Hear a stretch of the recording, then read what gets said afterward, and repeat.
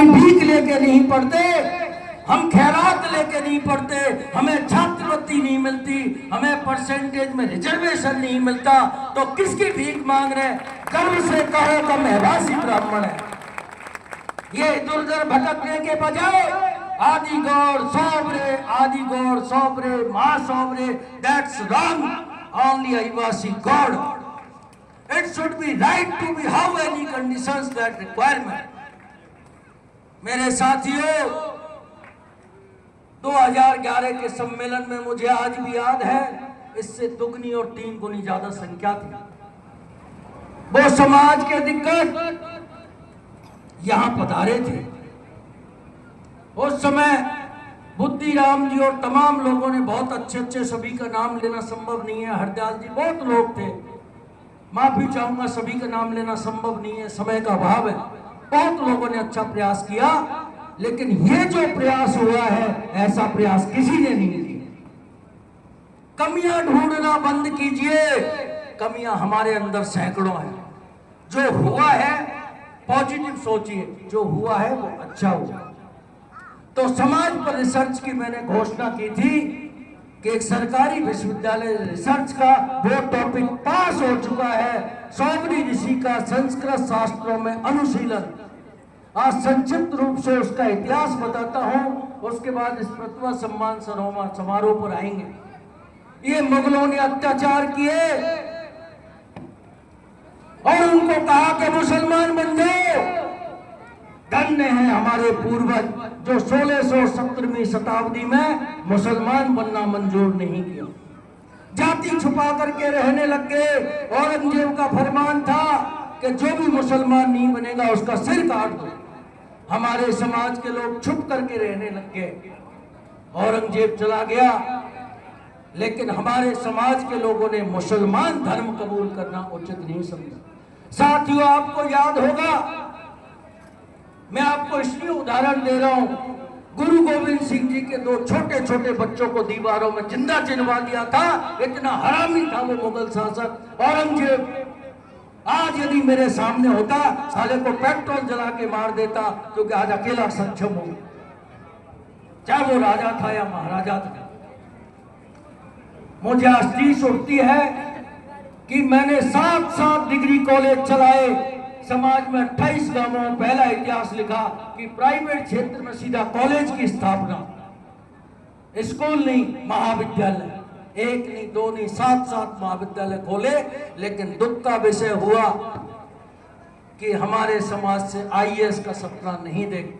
ये 2011 में इस विषय को भी मैंने रखा था और इस इतिहास को आज दोहरा रहा हूं कि जब औरंगजेब समाप्त हो गया तो हमारा समाज संगठित धारा में आने लगा और नई बेटियों को नहीं पता कि हमारे समाज का इतिहास क्या है, इसलिए इनको बता रहा हूं।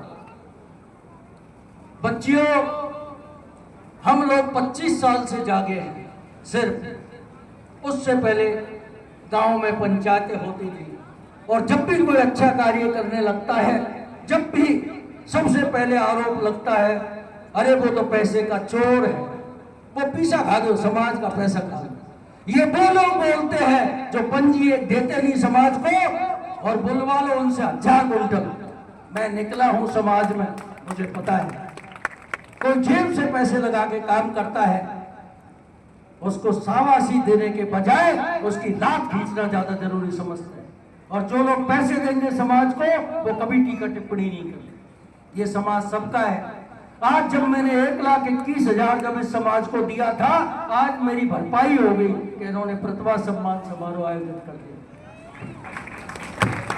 तो साथियों, सबसे पहले तो यह है कि हमारे समाज पर रिसर्च हो चुकी है। सौबरी समाज बहुत बड़े, सौबरी ऋषि जी बहुत बड़े विद्वान थे।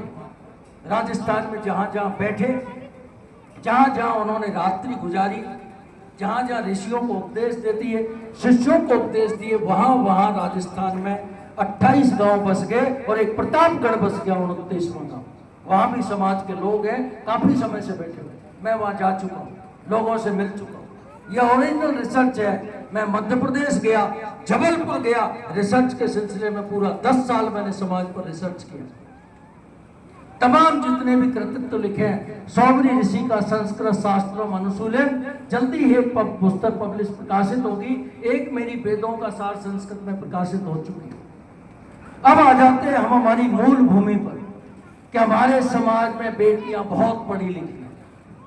अभी आदरणीय मुरारी लाल जी बता रहे थे कि दहेज रूपी दानव। एक दिन पुरुषोत्तम जी का फोन आया था कि आपके गांव की एक बेटी है अशोक मास्टर की, कैसा परिवार है। मैं कहा पुरुषोत्तम जी आंख बंद करके कर लो, यदि 5 लाख रुपए जेब से देने पड़े तो भी दे देना, लेकिन उस बच्ची को मत छोड़ना। पूछिए क्यों? उस बेटी ने एक इतिहास रचा है, 4 लाख रुपए उसको स्कॉलरशिप मिली। साइंस की बेटी, बीएससी और एमएससी। मैंने कहा अशोक मास्टर जी, यदि आप मेरे गांव के नहीं होते तो आपकी बेटी का रिश्ता डॉक्टर आरजी शर्मा ले लेता, क्योंकि होशियार बेटी है। और इतनी होशियार बच्चियों से यदि कोई दहेज मांगे, उसे डूब के मर जाना चाहिए। अरे आज के जमाने में कोई बेटी दे रहा है, ये कम नहीं है। मैं भी बेटी का पिता हूं। रस्म परंपराएं निभानी पड़ती है, लेकिन कोई न कोई पहली शुरुआत तो करेगा। मुझे आज भी याद है, नेतृत्व मैंने वहां से सीखा है। बदनगढ़ी के हमारे जगन्नाथ जी होते थे, आज दुनिया में नहीं रहे, उनके चरणों में सत नमन। 700 किलोमीटर दूर से मैं उनके अंतिम संस्कार में पहुंचा था। उन्होंने ये बात रखी थी कि 3-3 दिन और 2-2 दिन में बारात जाती है, इतना बड़ा खर्चा कौन उठाएगा। और आज देखते देखते 3 घंटे में बारात वापस हो रही है। शायद पुराने लोग बैठे 3-3 दिन और 2-2 दिन में बारात वापस जाती थी। क्यों डर रहे हो, किससे डर रहे हो? कोई किसी को कुछ नहीं खाता कि लोग क्या कहेंगे। जब आप संकट में होते हो तब लोग कहां जाते हैं, तब आप अकेले स्ट्रगल करते हो। लोगों की परवाह करना छोड़िए, आप हिम्मत पैदा कीजिए कि दहेज देना बंद करेंगे। अब बेटियों के मूल विषय पर आ जाए।